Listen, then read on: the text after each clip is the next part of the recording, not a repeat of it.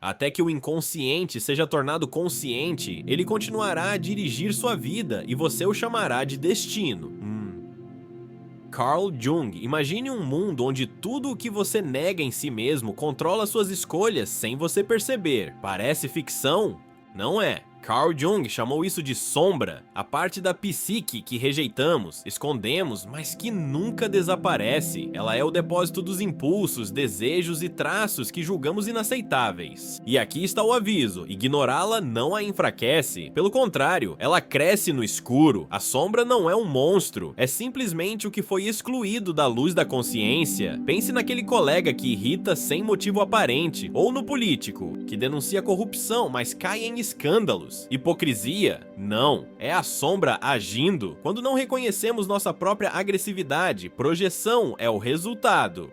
Jung alertou: o mal coletivo começa com indivíduos que não enfrentam seu lado obscuro. História está cheia de exemplos. A Alemanha nazista não surgiu do nada. Foi alimentada por uma sociedade que projetou suas frustrações em bodes expiatórios. O mesmo mecanismo opera em escalas menores. O bullying, o preconceito, a intolerância. Tudo começa com uma recusa em encarar o que há dentro. Mas como a sombra se forma? Desde a infância aprendemos o que é bom ou mal. Raiva, proibido. Inveja, vergonhoso. Em vez de integrar essas emoções, as empurramos para o porão da mente, só que elas não ficam quietas. Sonhos, lapsos de fala, explosões desproporcionais. A sombra sempre encontra brechas. Freud via o inconsciente como um porão de traumas reprimidos. Jung foi além. A sombra também contém potencial, criatividade, paixão, instinto, tudo. O que foi censurado pode ser redimido. O problema não é ter uma sombra, é não dialogar com ela. Quem nunca se perguntou: como pude fazer isso? Já foi traído por ela. Religiões e mitos sabiam disso. O diabo, o trickster, o vilão das histórias, todos simbolizam a sombra. Na alquimia, a nigredo era a primeira fase, decompor a matéria bruta para transformá-la. Na psicologia, é o mesmo. Só conhecemos nossa luz quando enfrentamos a escuridão. Mas como identificar a sombra? Ela se revela nas projeções. O que você critica nos outros mora em você. O moralista que odeia pecadores teme sua própria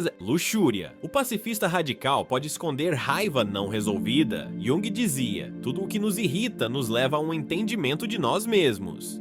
Integrar a sombra não significa agir por impulso, é reconhecer sem julgamento que somos complexos. O herói e o vilão vivem na mesma psique. Negar isso é viver pela metade. A questão não é eliminar a escuridão, mas impedir que ela governe as escondidas. Jung avisou: civilizações desmoronam quando ignoraram sua sombra coletiva. Hoje, polarizações políticas, fanatismos e crises sociais são sintomas desse desequilíbrio. O caminho: autoconhecimento.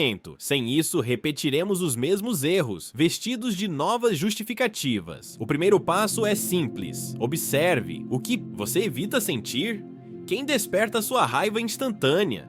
A sombra não é inimiga, é uma mensageira, e ela insiste até ser ouvida. No próximo capítulo, veremos como ela se manifesta nas relações. E por que amar alguém exige conhecer nosso próprio abismo. Na escuridão de tudo o que não enfrentamos moram os demônios que sabotam nossos laços mais preciosos. Você já se pegou repetindo os mesmos erros em relacionamentos? Atraindo pessoas tóxicas, explodindo por motivos fúteis ou se sentindo preso em ciclos de abandono? Carl Jung diria: isso não é azar, é a sombra em ação. Ela distorce o amor em possessão, a paixão em controle, a intimidade em medo. E se não a encararmos, ela transformará nossos vínculos em campos de batalha. Pense no amigo que sempre reclama de parceiros egoístas, mas nunca percebe seu próprio egocentrismo. Ou no pai rígido que cobra perfeição enquanto vive frustrado. A sombra é especialista em transferir para os outros o que não queremos ver em nós. Esse é o mecanismo da projeção. Odiamos no espelho o que não suportamos no próprio rosto. Freud chamava isso de repetição compulsória, a tendência de reviver traumas inconscientes. Jung acrescentou: sem integrar a sombra, seremos escravos de padrões. O homem que teve um pai ausente pode se tornar workaholic, repetindo o abandono com os seus filhos. A mulher que reprime sua sexualidade pode atrair parceiros que a tratam com desdém. A sombra não some, ela se disfarça e reaparece. Casamentos desmoronam por detalhes. Às vezes a discussão sobre a louça suja não é sobre louça, é sobre poder, respeito ou medos antigos. A sombra adora usar máscaras. Um ciúme excessivo, por exemplo, raramente é sobre o parceiro, é sobre a própria insegurança não resolvida. Jung alertava: nenhuma luz é tão brilhante quanto a que nasce da escuridão admitida, mas como a sombra se infiltra nos relacionamentos? Primeiro, pela idealização. No início, projetamos qualidades divinas no outro, e depois, quando a paixão esfria, projetamos nossos piores traços. O mesmo parceiro que era perfeito vira irresponsável, frio ou controlador. Na verdade, estamos vendo partes de nós mesmos que não aceitamos. Filmes e mitos retratam isso há séculos. Em O Médico e o Monstro, Jekyll não destrói Hyde, ele é Hyde. Nos contos de fadas, o lobo mau é a sombra da vovozinha ingênua. Até em Star Wars, Anakin Skywalker vira Darth Vader quando renega seu medo e raiva. A mensagem é clara: o que não é enfrentado se corrompe. E aqui está o paradoxo: quem nega a própria agressividade se torna passivo-agressivo. Quem rejeita a vulnerabilidade vira um tirano. A sombra não some com boas intenções, ela exige diálogo. Um exercício útil: anote as brigas recorrentes em seus relacionamentos. O tema central revelará sua sombra, mas há esperança. Relacionamentos saudáveis nascem quando duas pessoas se enxergam por inteiro, luz e sombra. Amor não é encontrar alguém perfeito, mas alguém disposto a enfrentar os monstros junto. Como dizia o poeta Rumi, a ferida é o lugar por onde a luz entra. No próximo capítulo, exploraremos a sombra coletiva, o lado negro da sociedade. Por que grupos cometem atrocidades em nome do bem? Como ideologias viram fanatismo? A resposta está no que Jung chamou de o perigo de não conhecer a própria escuridão.